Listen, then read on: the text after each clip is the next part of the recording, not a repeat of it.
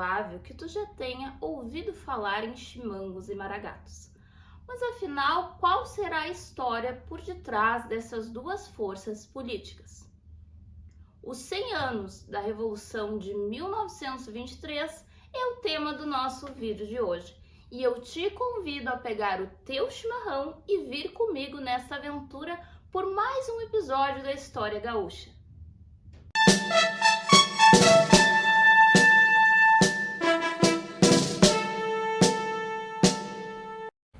Então, pessoal, eu até mudei de cenário aqui para ter uma luz que dê mais qualidade ao nosso vídeo. Muitas pessoas estão falando em chimangos e maragatos, em Revolução de 23, por quê? Porque neste ano celebram-se 100 anos deste movimento. E este é o tema dos festejos farroupilhas. Então, muitos desfiles, muitas apresentações estão direcionando este tema, estão colocando como tema central. Daí surgem muitas dúvidas, muitas curiosidades. E é por isso que a gente vai conhecer um pouco deste episódio histórico. A Revolução de 23, ela não é um fato isolado, como nenhum fato histórico é isolado. Em 1893, a gente vai ver pela primeira vez os lenços branco contra os lenços vermelhos. Por quê? 1893, a República Brasileira tinha sido proclamada, Deodoro da Fonseca estava no poder. Deodoro da Fonseca era um amigo próximo, era um aliado político de Júlio de Castilhos, que era o governador do Rio Grande do Sul. Um homem conhecido por sua sapiência política, por ser o pai da ditadura, por ser um fervoroso positivista. E ele apoiou, né? Na verdade, ele contribuiu muito para que a República Brasileira fosse proclamada. O antagonista dele, Gaspar da Silveira Martins, simpático ao regime imperial, que lhe deu muito poder. E digamos que era também um tanto ditador, só que mais moderado. E aí surge este conflito. E passa a ser a maior guerra civil da história brasileira, conhecida inclusive como Guerra da Degola, porque 12 mil pessoas morreram nesta guerra, em 2 anos de guerra. E a maioria destes pela prática da degola. Uma guerra com muitas retaliações políticas, com muitas violências. Mesmo após o final da guerra, ficou muito ressentimento, ficou muita dívida militar e política. Somado a isso, em 1922, a gente vai ver mais uma vez a política nacional extremamente conturbada. Porque durante muitos anos, os estados do Rio Grande do Sul e depois de Minas Gerais e de São Paulo vão direcionar os presidentes por aqueles senhores de terras, né? Então, eram os grandes latifundiários que determinavam a política brasileira. E as pessoas dos outros setores foram se descontentando, já que para que esses homens chegassem no poder era feito qualquer tipo de negócio e muitas vezes haviam fraudes explícitas nas eleições. Em 1922, a gente vai ver Arthur Bernardes sendo eleito para presidente do Brasil e contrário a ele, Nilo Peçanha, que foi apoiado por uma frente republicana, do qual fazia parte Pernambuco, Bahia e Rio Grande do Sul. Rio Grande do Sul, quem é que mandava aqui? O sucessor do Júlio de Castilhos, lá da Revolução de 93, o Júlio morreu em 1903, e deixou como sucessor dele o Borges de Medeiros, que foi quem apoiou o Nilo Peçanha. Mas o Arthur Bernardes acabou sendo eleito, e gerou muito descontentamento, inclusive em julho de 22, se vai ver o chamado levante dos 18 do Forte. Em 1923, o Borges de Medeiros ia concorrer pela 5ª vez consecutiva. E o pessoal aqui no Sul não queria tolerar mais que o Borges ficasse ali impregnado no poder, ficasse como um ditador. E aí surge um candidato da oposição, que havia sido aliado do Borges, do Júlio, que era o Assis Brasil. Sim, o Assis Brasil que teve o castelo na cidade de Pedras Altas. Vocês viram como essa história está ganhando personagens significativos? E como ela prende a atenção do espectador? Então vamos conhecer um pouquinho de como funcionavam as eleições aqui no Rio Grande do Sul nessa época. Vai estar diante de uma política extremamente direcionada à continuidade desses governos. Por quê? O Júlio, ele criou uma constituição aqui para o Rio Grande do Sul, na qual ele previa que era permitida a pessoa ser reeleita quantas vezes fosse. Isso aconteceu diversas vezes com Borges de Medeiros. Ele foi 6 vezes ao todo governador ou presidente do estado, como era chamado. E o Borges, em 1917, para vocês terem uma noção de como funcionavam as eleições, ele foi eleito com 99% dos votos. E isso tudo gerou um descontentamento, até porque a economia gaúcha, que sempre foi focada no charque, na produção agropecuária, ela estava perdendo força e com isso perdendo poder político. Já não mandava mais como antes no nosso país. Então precisava se modernizar de certa forma a economia. Aí se lança a candidato o Assis Brasil por uma frente libertadora, mais democrática e tal, contra o Borges. O Borges ganha a eleição. Foram 106 mil votos aproximadamente para o Borges e 32 mil para o Assis Brasil. Detalhe, gente, uma curiosidade interessante. Quem era um dos fiscais da comissão apuradora de votos? Imagine vocês. Getúlio Vargas, que futuramente seria presidente do Brasil. Eleito por essas duas forças que neste momento estavam se contra-atacando. E daí a gente vai ver a eclosão da Revolução de 1923 por esta série de motivos óbvios.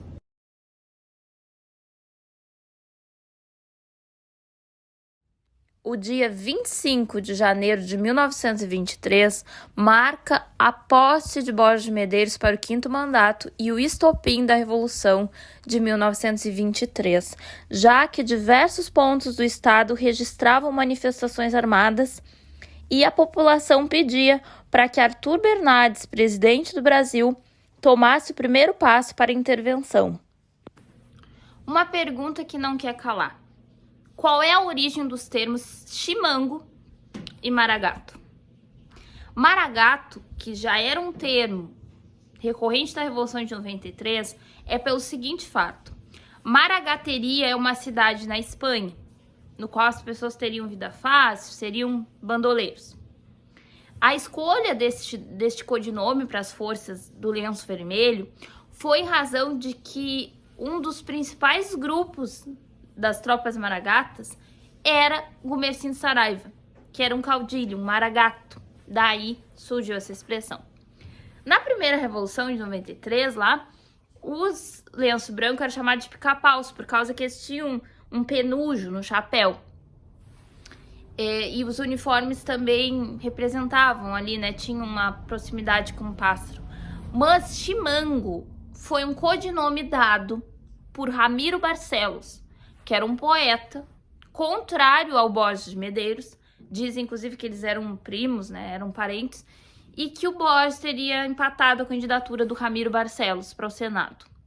Daí, o Ramiro colocou o nome do Borges de Chimango, por causa do poema Antônio Chimango. E realmente tem aí uma semelhança, né? Porque é um pássaro magro, alto, né? Então as pessoas aproximaram a imagem do Borges com o chimango. Mas, por incrível que pareça, maragato e chimango foram 2 codinomes adotados com orgulho e com firmeza pelas duas forças políticas. Para lhes contar a vida, saco de mala o bandônio. A vida de tal Antônio, chimango por sobrenome, magro como lobisomem, mesquinho como demônio. Trecho de Antônio Chimango, poema de Amaro Juvenal, pseudônimo do poeta Ramiro Barcelos. O estado do Rio Grande do Sul estava novamente em guerra. De um lado, Borges de Medeiros representando os borjistas ou chimangos, de outro, Assis Brasil, representando os maragatos ou assisistas. Eram os legalistas contra os rebeldes liberais. Essa guerra, ela também ficou conhecida como a Guerra da Metralhadora contra a Lança, porque as tropas maragatas ainda usavam lanças, no mesmo modelo das lanças farroupilhas. Tudo bem, eram homens exímios na batalha, porque muitos soldados, muitos líderes das revoluções de 93, de 23, eram soldados que tinham lutado na Revolução de 35, na Revolução Farroupilha.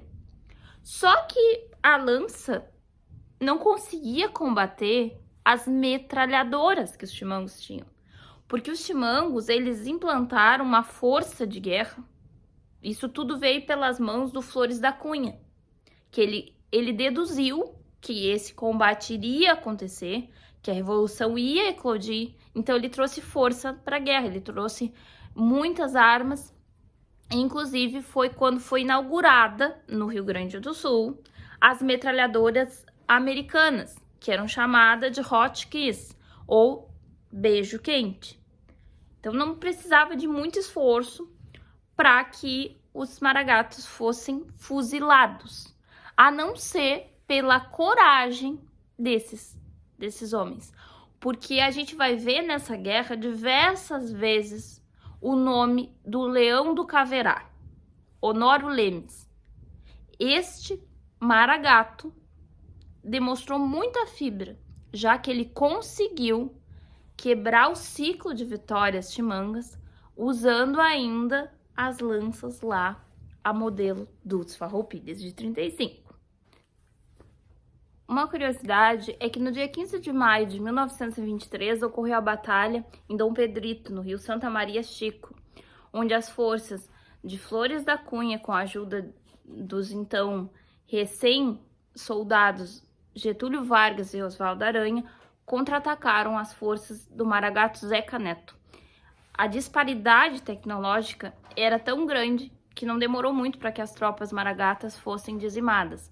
Entre as baixas estava o degolador Adão Latorre. Sim, o Adão Latorre lá de 1893, que conta essa história que em um único dia degolou 300 soldados chimangos. Ele morreu ali aos 88 anos. Mais uma vez se reafirma aqui de que muitos soldados e líderes dessa revolução eram remanescentes de outros conflitos gaúchos. Como podemos ver no mapa, muitos foram os conflitos entre chimangos e maragatos, desde o cerco de Uruguaiana, a invasão a Pelotas, como outros tantos importantes episódios que não serão resumidos aqui para que o vídeo não fique muito extenso. Mas uma das batalhas mais importantes para a decisão da Guerra de 23 foi a Batalha da Ponte do Ibirapuitã, que aconteceu em Alegrete. De um lado, as tropas de Honório Lemes, maragato, foram derrotadas pelas tropas do chimango Flores da Cunha. A Revolução de 23 é povoada de heróis e anti-heróis, amados ou odiados. Muitos nem foram citados aqui neste vídeo. Vejamos na foto a chegada de General Zeca Neto a Pelotas, cercado de uma multidão, ou o velório de Honório Lemes em 1930, conhecido como Leão do Caverá. São personagens fantásticos da história gaúcha, muitas vezes esquecidos ou ludibriados pela máquina do tempo. Em 14 de dezembro de 1923, foi assinado o Acordo de Paz ou Tratado de Paz de Pedras Altas, assinado no Castelo de Pedras Altas, propriedade de um dos líderes do movimento, o maragato Assis Brasil. Veio enviado do presidente Arthur Bernardes, o ministro da Guerra, Setembrino, e ele que uniu essas duas forças. Haviam muitos dos caudilhos, dos maragatos mais velhos que eram contrários, que não queriam assinar, porque para eles só assinariam se o Borges não pudesse mais concorrer. Mas aí se chegou a um denominador comum e a paz foi assinada, pondo fim à última Revolução Gaúcha. Em 1923, a gente vai ver essas duas forças se unirem em 1930 novamente, só que aí elas se unem num só objetivo: eleger Getúlio Vargas para conduzir o Estado Novo. Daí a gente vê a importância que teve essa guerra no setor político e econômico do Rio Grande do Sul, já que anos mais tarde essas forças políticas se uniram para mais uma vez o Rio Grande do Sul escrever um capítulo fundamental da história política da nação brasileira. O vídeo que você acabou de assistir é uma homenagem da historiadora piratinense Franciele Corral ao centenário da Revolução de 23, tema escolhido pelo governo do estado do Rio Grande do Sul para ser o tema principal dos festejos farroupilhas deste ano. Eu desejo a todos vocês um excelente Setembro Farroupilha e para aqueles que gostaram deste conteúdo, se inscrevam em nosso canal Historiando Sem Censura e compartilhe este vídeo com teus amigos e tuas amigas. Nós agradecemos.